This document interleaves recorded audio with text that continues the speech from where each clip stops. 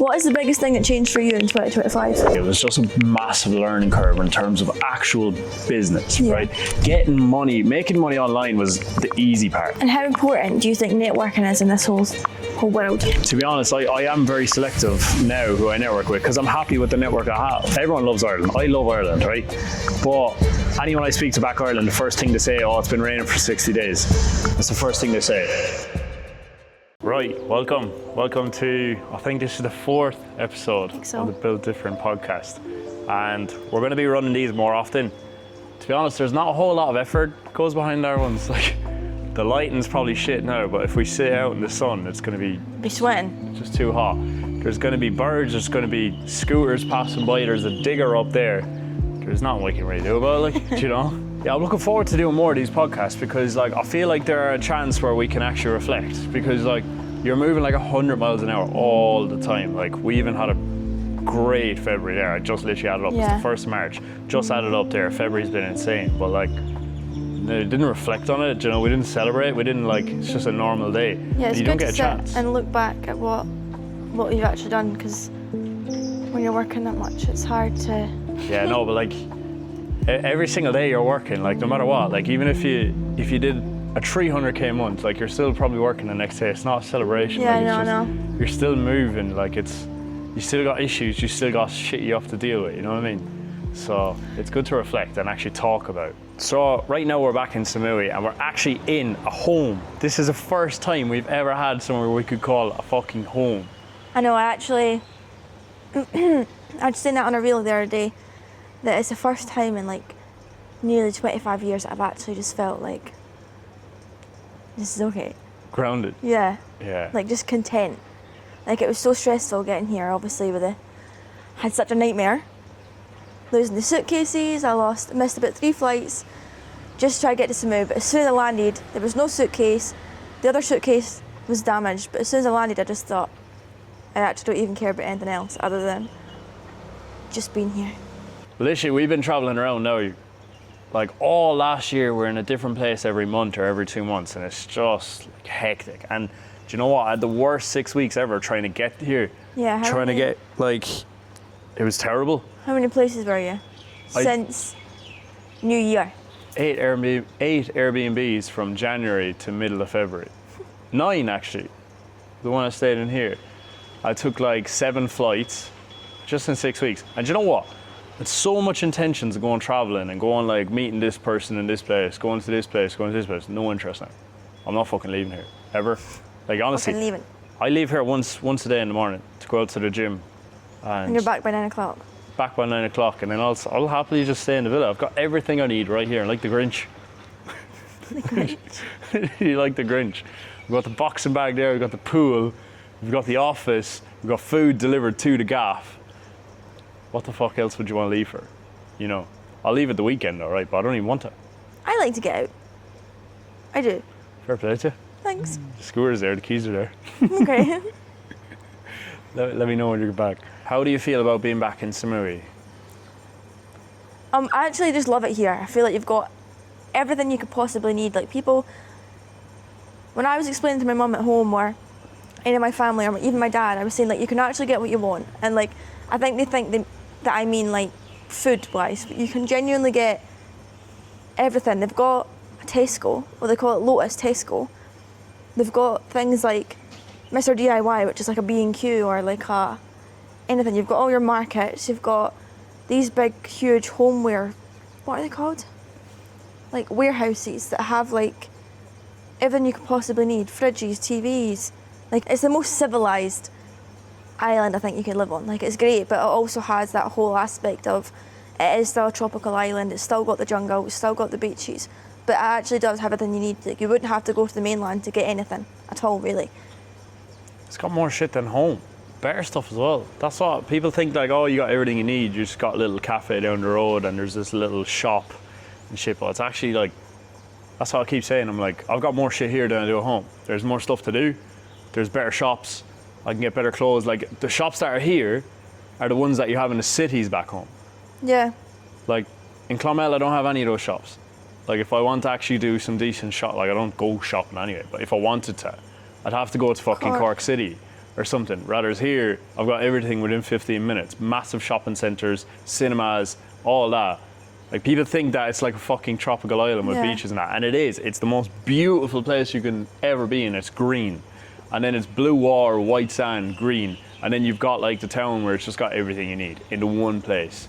You know, better facilities than back home. Meaning like, yeah, it's fucking nuts. And even at home though, you wouldn't have like the whole cultural aspect of anything, whereas here you literally have anything you can think of. If you wanted to come to meditate, if you wanted to come to drink, if you wanted to come with your family, if you wanted to come with your partner, like it's a suitable place for anyone. Whereas it's at home, like I know we don't see home as being anything special, but I know people do like to still travel there, but I just think somewhere like this, it just has everything that you could possibly need. Yeah, exactly.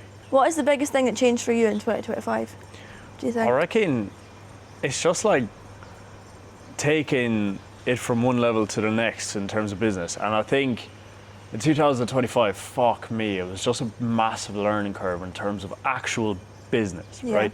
Getting money, making money online was the easy part. Like actually being able to make money week in, week out online was the easiest part for me because I was just fucking working relentless. There was nothing I would have done. No one could have got my way no matter what. But actually managing a business, right? Cash flow, fucking taxes, setting up companies, doing all this shit was the biggest thing that I had to get through in 2025. No one knows about that stuff. How would you? You can't. Unless your family is in it, unless your friends are in it, you couldn't possibly know about it. So this is information that you have to go out and get, right? Managing a business, managing teams, like learning how to manage a team. When would you have ever had to manage a team other than when you do this? Like hiring people, firing people, all this shit I had to go through in 2025. And the fact that we work so fast, like the fact that it's just like full speed ahead with anything, any new task that comes down to play, it's literally just get it fucking done. And this is why we're learning and fucking getting so far in business so quick.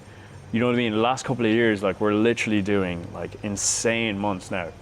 And it's all just down to like hitting everything full on, not shying away from things. You know what I mean? Even setting up a company, people think like, oh, it's a big thing. It's not. Like, it's literally, I think the biggest thing that changed for myself is like being able to overcome like obstacles and new things and just getting shit done. I also think you learn a lot from about different relationships too, and people, how people operate and people work in this whole business and this whole online world thing. Like people are, it's literally dog eat dog. And people that say they want to help, like it's always I'll scratch your back, you scratch mine kind of thing, which is totally understandable, but I think you learnt that the hard way in 2025, which is, I suppose, it's a good thing, it's a blessing in disguise really, isn't it? Because going forward.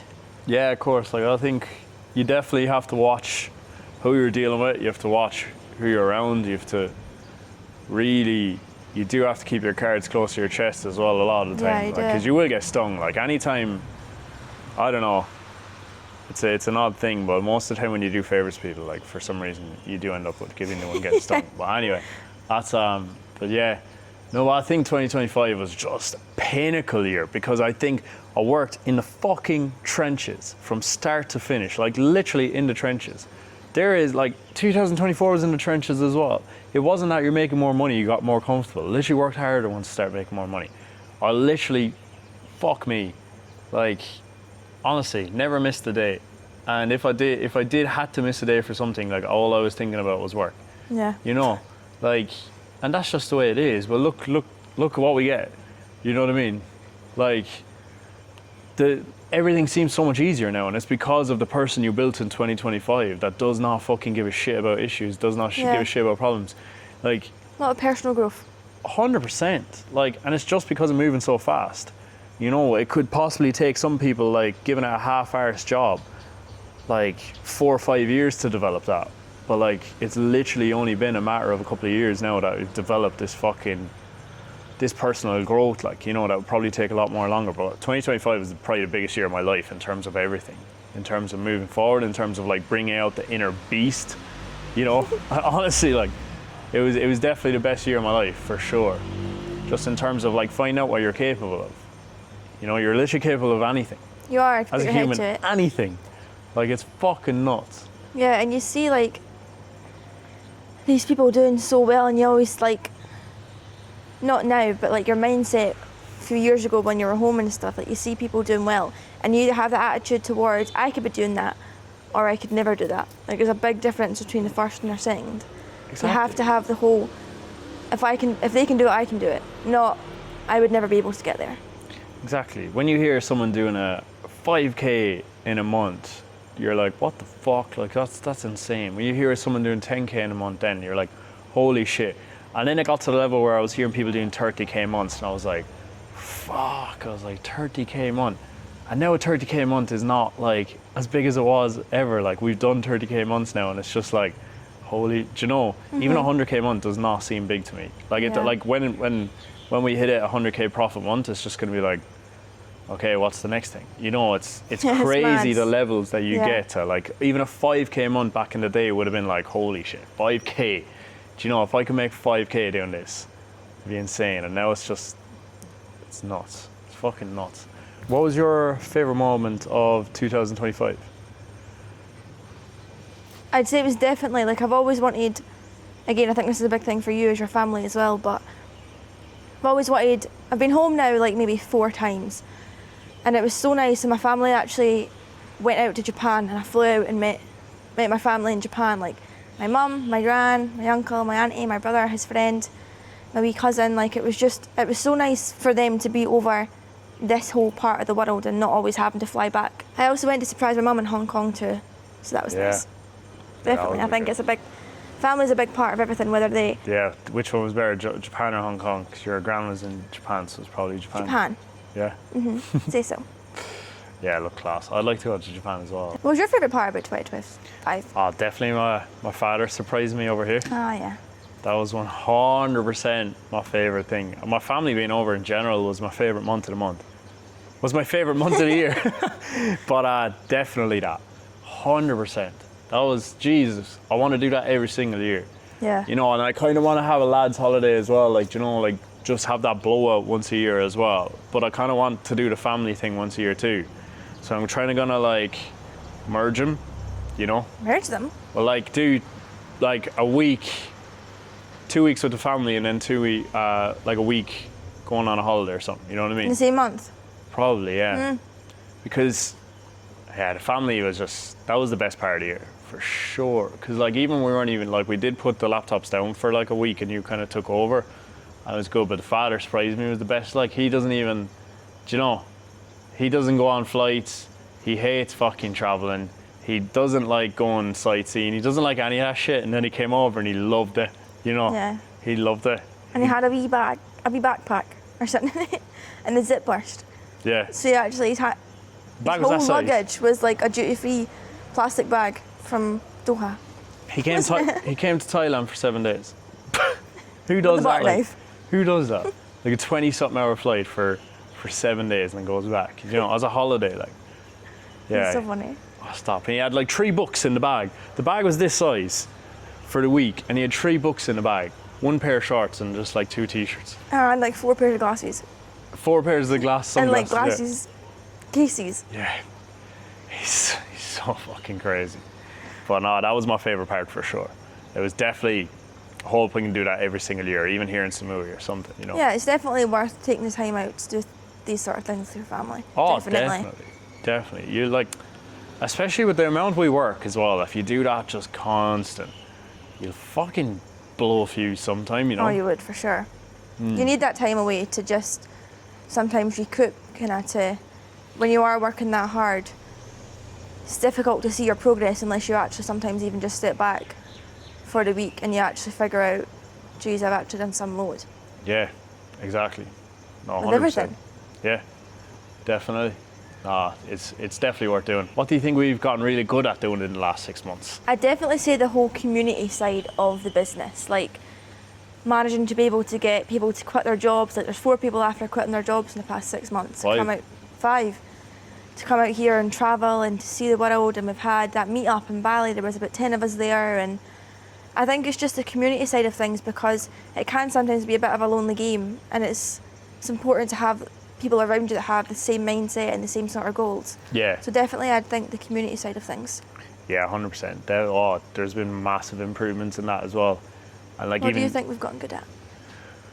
I think, again, managing it as a business, you know, and looking at everything as a business, you realize like, fuck, you need to calculate like how much you're bringing in and how much you're spending and how much, fuck me, like, you know, you need to have tracking. You need, like, if I worked in any engineering company when I was an engineer, like, we'd have meetings about tracking, we'd have meetings about finance, we'd have meetings about design, all these different aspects.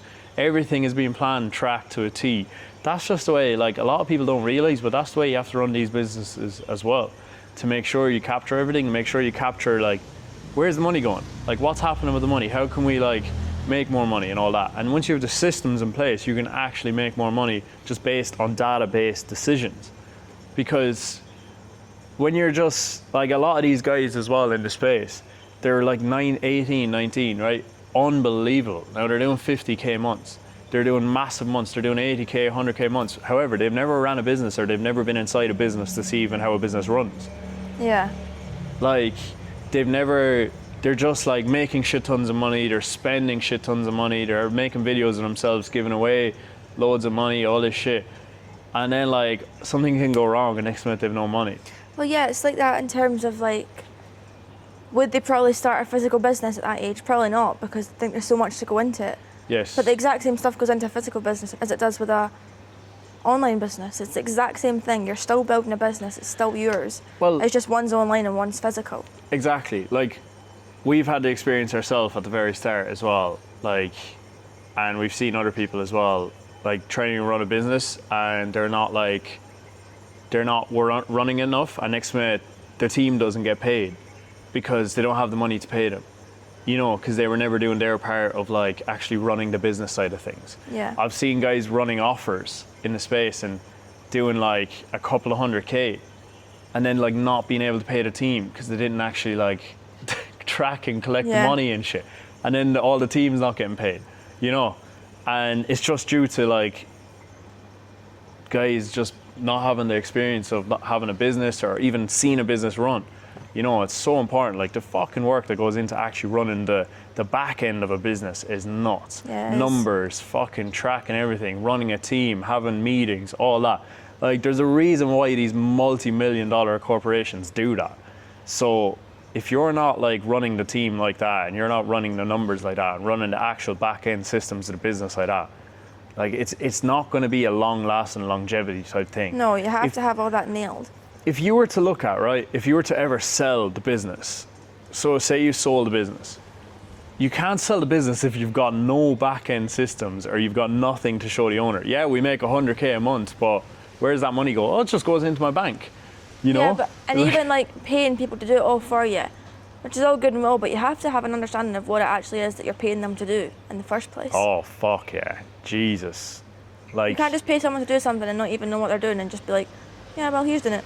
Yeah, I think that's a huge problem with the online space lately, is, like, people are just fucking throwing around money, piffing each other, and, like, someone, like, gives you the world of what they're going to do on the call and nothing in writing, right?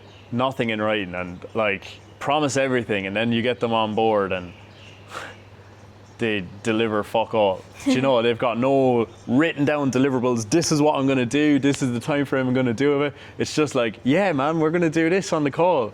We're going to get to fucking this. Do you know, we're going to do this. But can you imagine that in, like, an actual business world? That's what I'm saying. Like, in a corporate world, you would never just have your word against someone else's. That's what I'm saying. It'd be like, right, send me over the proposal. Do you know the amount of times I've wanted to deal with someone and I'm just like, right, send me the proposal. And they're like, oh, what do you need a proposal for? I'm like, because I'm just about to pay you fucking this much money. Like, Yeah. of course I want to write in what you're actually going to do for me. Do you know, and that's the thing. Like, it's, next minute they hop on board, they're completely under-delivering from what they say.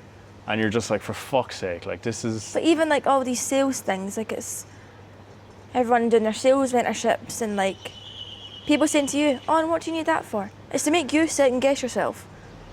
Whereas you're, like, you know, that's what you want. But, like, everyone in a sales mentality is told to always hit back with a question rather than just actually doing what the person's asking. Yeah. exactly. That's why, like, even anyone joining the group as well, or anyone like wants in writing, we just give it to them in writing. Like exactly what we do, the time frame they have, everything that they have, and what they get is in writing, and we stand to that. Like we don't under deliver on any part of the thing. Like we don't say you get lifetime access to being a member of the group, and then they don't. You know what I mean? They literally get what's wrote on paper. Yeah. And that's the thing. That's what what it people, should be though. 100%. And how important do you think networking is in this whole world? I think networking is important, right? But I think it's like important in moderation, depending on what your business is. For me, I just have so many people like wanting to hop on calls, but I'm not looking to work with anyone. I'm not looking to like, I don't know. I just think like you're busy, you're making money, you've got your business plan, you're constantly on the upwards graph. But there's lots of people who are trying to network with you and all that, which is brilliant. But like when you're working B2C like ecom or even like the group, it's kind of like when you have what you need, you don't need all these extra people coming in for calls, meeting up and all that. Look, it's great and all that, but to be honest, I am very selective now who I network with because I'm happy with the network I have. I'm happy with the people that I've networked with, and I don't feel the need to constantly be going out for lunches with people and do that. Like, I do think it's very powerful, and if you're doing a B2B type of business, I think it's fucking obviously like the most important thing you can do is just meeting with other entrepreneurs. But when I'm doing ecom, like I could go away into the jungle for fucking 6 months and I don't have to talk to anyone. You put me on a chartered island with a phone and Wi-Fi, like I don't need anyone else to make money. I can produce it, you know. So it gets to this stage where you're like, no man, I don't really want to go for lunch, you know. Like no, but I'm not hungry. Do you know what I mean? Like, but it is fucking important, but it depends on what your business is, I think. Yeah. B2B is definitely important. Networking is your net worth and all that, but I think once you're happy with your network a bit, I don't know, maybe I'm wrong. A lot of people have made money just from networking. Yeah. But I've never really made money from networking. I've more so paid people to do. Lost. Yeah, yes, literally. I've definitely paid a lot of people to do a lot of stuff for me through networking, but I've never actually sold someone a service through networking, I think. Yeah. You know? But look, like I've seen people make tens of thousands within a couple of months, like gathering resources, doing all this from networking. Like it's insane, like the power in it. But again, it's not me. Yeah, I think it depends. Like it also depends on the person too as well, I think. 100%. Like other than the people that we have in the community and in the group, I actually just fucking don't even, like I am gone very unsociable, especially since doing ecom. Like if I say, yeah man, we'll go for lunch and all that, when it actually comes around, I'm like, oh. But that's why you have the whole community side of things though, is because it's people that are very similar to us, and like in terms of community we are quite selective of who we have in it. Like it's not just something that we let anyone and everybody in. Yeah, we literally just removed 120 people from the community. Yeah, because we want people who are again like-minded, like us, who are like us, that would want to come out and do these sort of things, and that's why we are a bit more specific about who joins. Exactly. And again, it's just to get the Irish people out as well. Like there's not a lot of Irish people doing what we're doing, so that's why we want it. Like we've just had a couple here like for the last couple of weeks, and you know, meeting up with them, having dinners, and they're from Ireland, they're in the community. You know, we're going to have more people come out through the year, and that's exactly what we worked on getting, because we didn't have that before. You know, it's everyone from the UK out here, everyone, and all their friends as well. You know, you don't see that with Irish people at all. And even the Irish entrepreneurs, like they stay in Ireland as well. Like to be fair, like fair fucks to them. Anyone who can build a business in Ireland, hats off to them, because that's another thing I want to get into. Like I went home to Ireland for 6 weeks, and I swear, like got home, I was in the gym, I was going for runs, I was like, everything was going well, I was eating good, I was cooking meals then, like cooking the same meals I did before I left. But then like, I just kind of got like tired. Like I got more tired because I was spending a lot of time inside because it was just non-stop raining, right? And I was Q4 and I was like really busy working 14-hour days, and I was just spending so much time inside. Due to that, then I was like having no sunlight. I was like, fucking, my energy was dying. And next time, like once I did go out with the boys then as well, went out for a few drinks, and once that happened, then the energy was just going downhill altogether. I was sleeping in a lot more. Like some mornings I sleep into 10 o'clock, whereas I rise and shine here at 7 a.m. straight out to bed, coffee. You know what I mean though? I rise and shine. I do. And I was sleeping until like fucking 10 o'clock in the morning, like not being able to sleep then at night. It's like getting tired during the day. My mood was down. And then once Christmas came around, you were beering a bit more. I just fucking, the gym went downhill, everything. And I was just like, I know it's a weird time to stay on track anyway with Christmas. However, it just got to the stage where New Year's came, I just had to get out. But it's all about your environment as well. Yeah. Like it is all about where you situate yourself, and that's one of the reasons why we chose here, because it's vitamin C and the sunlight is like a massive, massive mood booster. You don't get anything like that at home. Like we in Scotland, you get maybe 4 sunny days in the whole year, and I mean like 12 degrees, tops off. Everyone's in a good mood. Everyone drives slower. No one's in a rush. Like everything just changes, and I think that's why people look forward to these 1 week holidays twice a year. Yeah. Because it is all about your environment. Like at home, it is miserable. I don't care what anybody else. No matter how happy you are at home, like it's miserable. Well, look, I know people like everyone loves Ireland. I love Ireland, right? But anyone I speak to back Ireland, the first thing they say, oh, it's been raining for 60 days. That's the first thing they say. Do you know, like it's always kind of like the minute you're speaking to someone, it's kind of these negative comments come out in the first like 30 seconds on the phone. And that just can't be good. It can't be good for your health, right? And the way it is when I went to Australia, since I went to Australia, I've never been sick. Only from hangovers. That's literally it. I've never had a flu. I've never had fuck all. Had a head cold. I've never had a sore throat. I've never been just really sick, right? When I was in Ireland, I used to get sick a couple of times a year, like standard. It's your immune system as well, though. 100%. I catch tonsillitis. I'll be taking vitamin C, vitamin D, fucking multivitamin, magnesium, all this shit. I've never taken a vitamin or a supplement in fucking years.